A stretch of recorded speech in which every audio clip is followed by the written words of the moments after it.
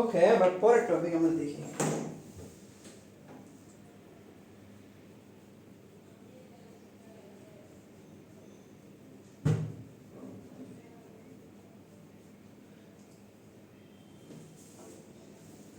আচ্ছা, এরপর দেখো গড় বেগ, গড় বর্গবেগ, গড় বর্গবেগের বর্গমূল। এগুলা আসবে না, জাস্ট সংখ্যাগুলো একটু মনে রাখবে তাইলে হবে। সংখ্যাগুলো কি?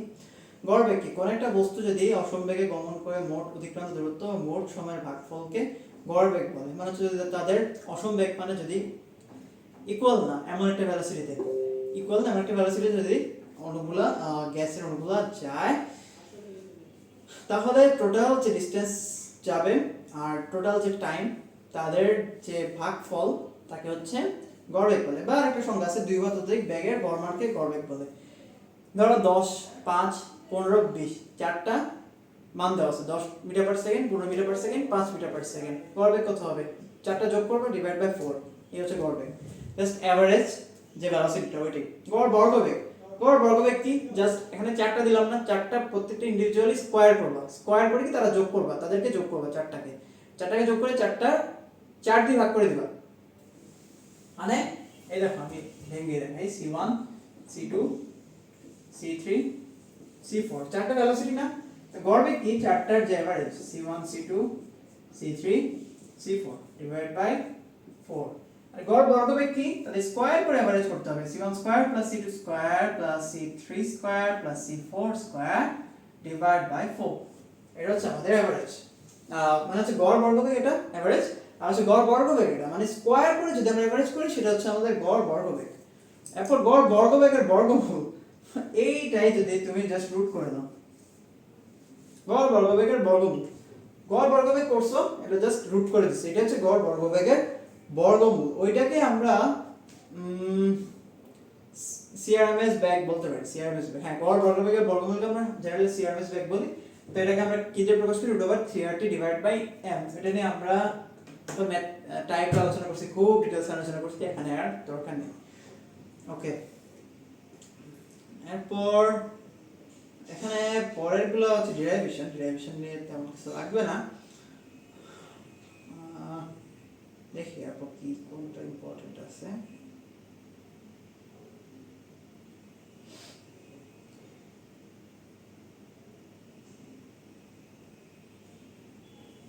এই সূত্রটা একটু মনে রাখো, এই সূত্রটা ইম্পর্টেন্ট আছে। P = 1/3 rho c square. কোন যদি তোমার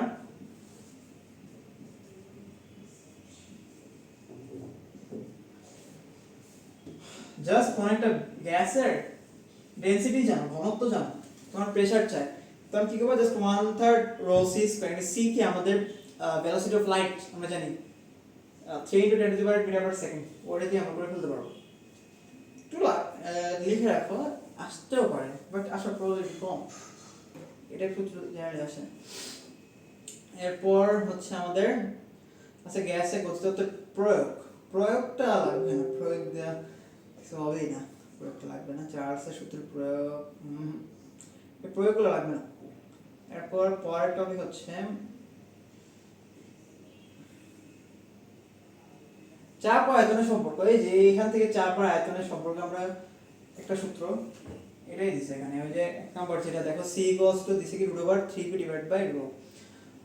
পৃষ্ঠা নাম্বার 754 তে দেখো, গতিসূত্র প্রয়োগ করে হচ্ছে পারস্পরিক সম্পর্কের প্রতিপাদন, ওইটা কথা বলতেছি। P = কি দিছে দেখো, C = √3p ডিভাইড বাই ρ। তাই 3 যদি আমরা এখানে নিয়ে যাই, ওরা যদি নামাই দিই, তাহলে C কি √3p ডিভাইড বাই ρ হয় না? ওইটাই দিছে আর কি।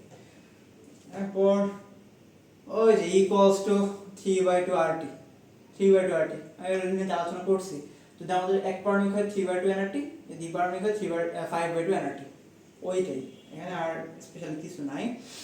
আচ্ছা, এরপর গাণিতিক উদাহরণ এখানে দাগাও। গাণিতিক উদাহরণ 10.3 এখান থেকে দাগাও। 1 নাম্বারটা ইম্পর্টেন্ট, 2 নাম্বার দাগাও, 3 নাম্বারও দাগাও। 3 নাম্বারটা এমএসসির জন্য খুব ইম্পর্টেন্ট, দাগায় রাখো 3 নাম্বারটা। 3 নাম্বারটা খুব বেশি ইম্পর্টেন্ট, কারণ হচ্ছে বুয়েট 17-18 আসছে আর এই টাইপের ম্যাথ প্রচুর আসে। তাও একটা আমি বলি, দেখো কত ডিগ্রি সেলসিয়াস তাপমাত্রায় অক্সিজেন অণুর মূল গড় বর্গবেগ বা সিআরএমএস বেগ, এই কোশ্চেনে যদি মূল গড় বর্গবেগ তাহলে কি মূল গড় বর্গবেগ, মূল গড় রুট ওভার 3/m সিআরএমএস বলা হয়েছে। -100°C তাপমাত্রায় হাইড্রোজেন অণুর মূল গড় বর্গবেগের সমান হবে, মূল গড় বর্গবেগ। তাহলে দেখ আমাদের ফার্স্টে কি বলছে অক্সিজেন, অক্সিজেনেরটা -100°C তাপমাত্রায় হাইড্রোজেনের সমান হবে, হাইড্রোজেনের সমান হবে। তাহলে আমাদের লিখি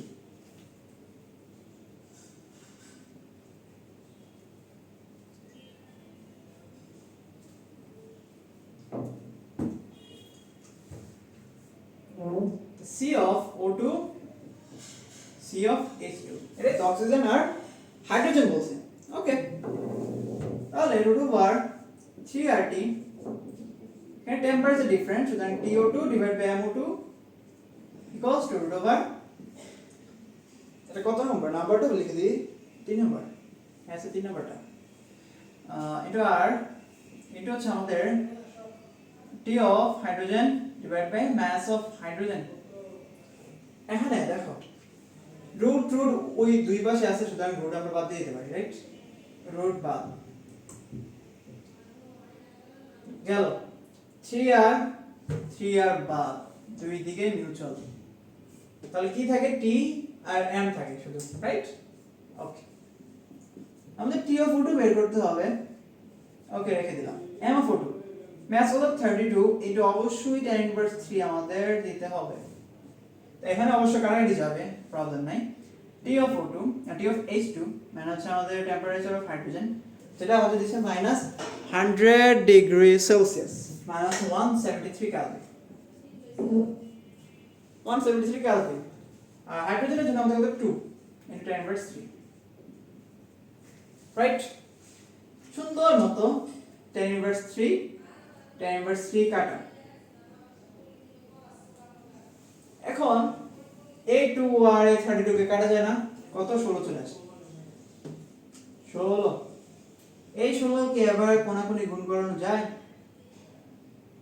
সিম্পলি 16 কোণাকুণি গুণ করা যায়। এমএস জন্য খুব ইম্পর্টেন্ট, ভার্সিটিতে যদিও আসবে না বোর্ড কোশ্চেন, বাট দিলেও কিন্তু খুব খারাপ না। 2768 2768 কেলভিন, এই যে অ্যানসার 2768 কেলভিন, ঠিক আছে? খুব ইম্পর্টেন্ট একটা ম্যাথ, এটা স্টার মার্ক দিয়ে দাও। 4 নম্বরটাও দাগে রাখো, ইম্পর্টেন্ট। 5 নম্বরও দাগাও, এরপর 7 নম্বর, না 7 নম্বর লাগবে না, 7 নম্বর লাগবে না। তারপর এই তো, এরপর গড় মুক্ত পথ, এটা বললাম ওই যে গড় মুক্ত পথ কি, আমাদের ধাক্কার যে পথটা, এই ধাক্কার পথটাকে আমরা যদি মলিকিউল অ্যামাউন্ট দিয়ে অ্যাভারেজ করে দিই, ওটা হচ্ছে আমাদের গড় মুক্ত পথ। ওইটাই গড় মুক্ত পথ, এই যে মোট অতিক্রান্ত পথ ডিভাইড বাই ধাক্কার সংখ্যা, দেখছো? ওই ধাক্কার সংখ্যা দিয়ে আমাদের ডিভাইড করে দিতে হবে। আচ্ছা, এরপরে যে ল্যামডা, এই ল্যামডা আমাদের শর্ট সিলেবাসে ইনক্লুডেড নাই, সুতরাং এই টপিক বাদ, শর্ট সিলেবাসে এটা ইনক্লুডেড নাই, আসবে না এটা। সুতরাং গড় মুক্ত পথ নিয়ে কিছুই তোমার লাগবে না, এখানে গড় মুক্ত পথে কিছুই লাগবে না। স্বাধীনতার মাত্রা, এটা বেসিক্যালি হচ্ছে আমাদের, আমরা কি বলছিলাম 3/2 এনআরটি, ওই যে ই এর মান। তো এক পারমাণবিক গ্যাসের ক্ষেত্রে স্বাধীনতার মাত্রা কত, ওই যে 3 খাই, F = 3, আর দ্বি পারমাণবিক গ্যাসের ক্ষেত্রে আমাদের F = 5, যেহেতু আমরা E = 5/2 এনআরটি স্বাধীনতার মাত্রা দিয়ে আমরা ভাগ করি, তো ওইটাই হচ্ছে আমাদের স্বাধীনতার মাত্রা। এই দুইটা জিনিসই হচ্ছে এমসিকিউতে আসে, যে স্বাধীনতার মাত্রা এক পারমাণবিক গ্যাসে কত 3, দ্বি পারমাণবিক গ্যাসে কত 5। ওই যে আমরা ইয়ের কথা বলতেছি, E = কি 3/2 এনআরটি বা KTও লিখি, আর এটা হচ্ছে এক পারমাণবিক গ্যাসের জন্য, আর দ্বি পারমাণবিক গ্যাসে 5/2 এনআরটি। তো এই উপরের যে মানটা, এটা হচ্ছে আমাদের স্বাধীনতার মাত্রা। মানে হচ্ছে এক পারমাণবিক গ্যাসের জন্য আমাদের স্বাধীনতার মাত্রা কত, স্বাধীনতার মাত্রা 3, দ্বি পারমাণবিক গ্যাসের জন্য আমাদের স্বাধীনতার মাত্রা হচ্ছে 5। এইটাই শক্তি সমবিভাজন নীতি, এটা লাগবে না। জলীয় বাষ্প, বাষ্পচাপ, সম্পৃক্ত অসম্পৃক্ত বাষ্পচাপ, এইটাও তেমন লাগবে না। একটা জিনিস মার্ক করে রাখো, এই যে 764 পৃষ্ঠায় দেখো সম্পৃক্ত অসম্পৃক্ত বাষ্পচাপ একটা লাইন আছে, যে অসম্পৃক্ত বাষ্পচাপ বয়েল ও চার্লসের সূত্র মেনে চলে, এটা একটু মার্ক করে রাখো। অসম্পৃক্ত বাষ্পচাপ বয়েল চার্লসের সূত্র মেনে চলে, কিন্তু সম্পৃক্ত বাষ্পচাপ বয়েল চার্লসের সূত্র মেনে চলবে না। এই লাইনটা মার্ক করা, এটা ইম্পর্টেন্ট এমসিকিউর জন্য।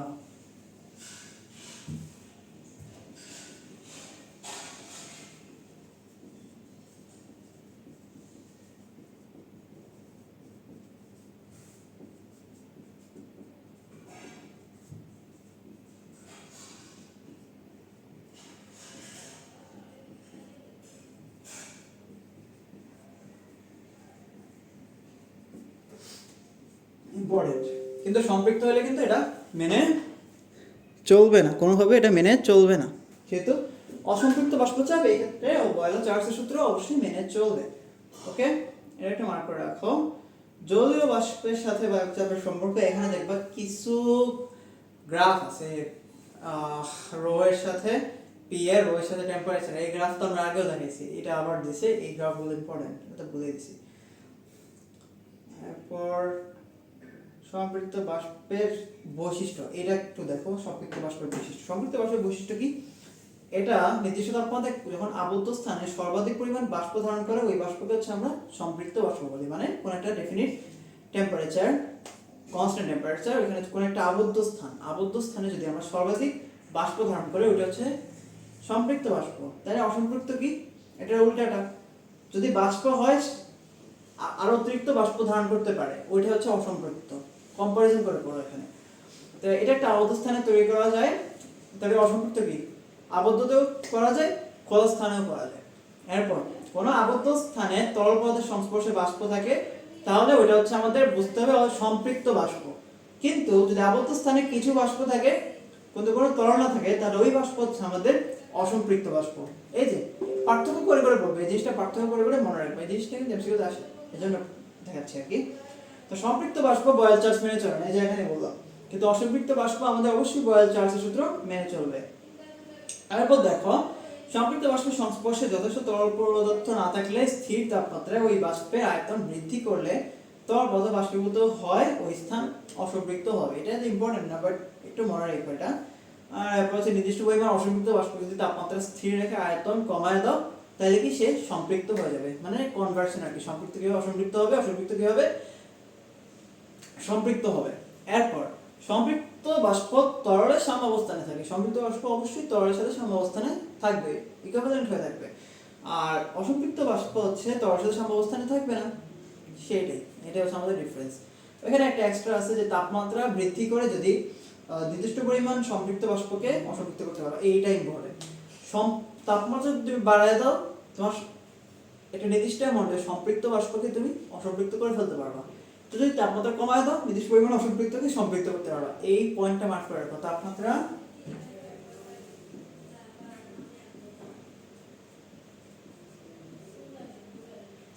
একটা হচ্ছে তাপমাত্রা বাড়ানো, এটা হচ্ছে তাপমাত্রা কমানো। তাপমাত্রা বাড়লে কি হবে? সম্পৃক্ত অসম্পৃক্ত হবে। তাপমাত্রা কমালে কি হবে? অসম্পৃক্ত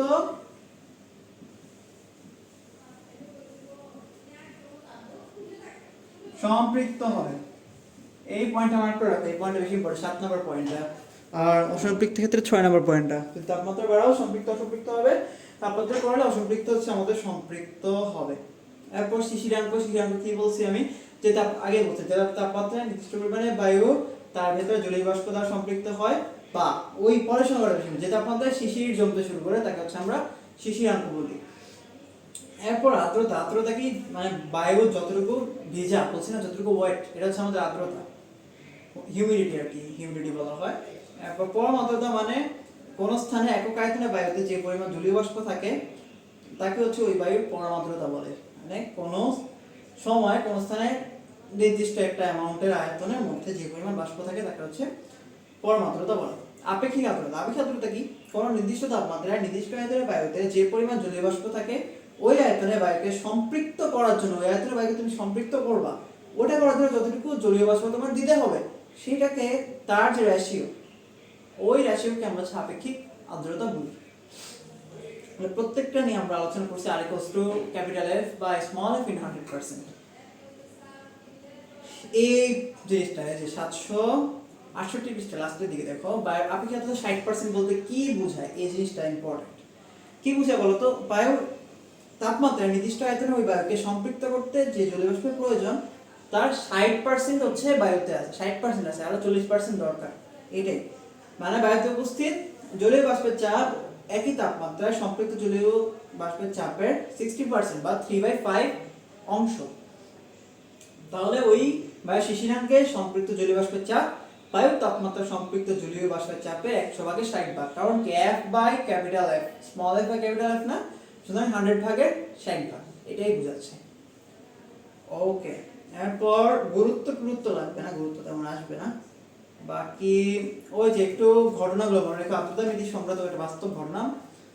মেঘাচ্ছন্ন রাত্রি, যে রাতে হচ্ছে মেঘ থাকে, ওইটা থেকে মেঘশূন্য রাত্রি শিশির জমার জন্য সহায়ক।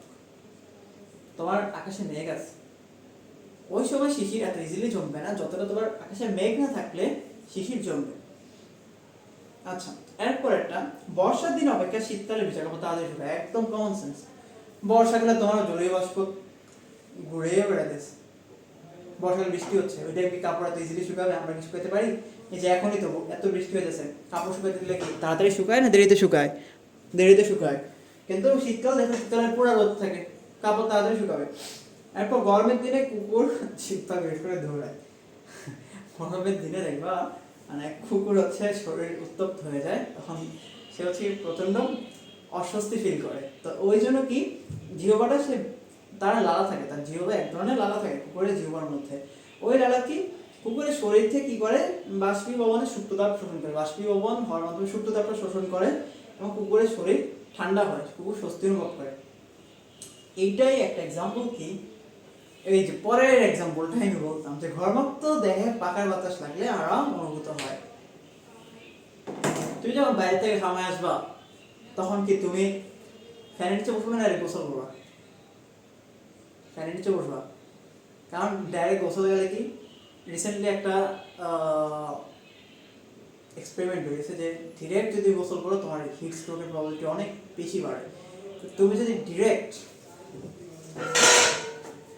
এসে ফ্যান নিচে বসতেছো, ফ্যান কি করতেছে, তোমার উপরের যে পানিগুলো এগুলো কি শুষে নিয়ে যাচ্ছে, বাতাস নিয়ে যাচ্ছে।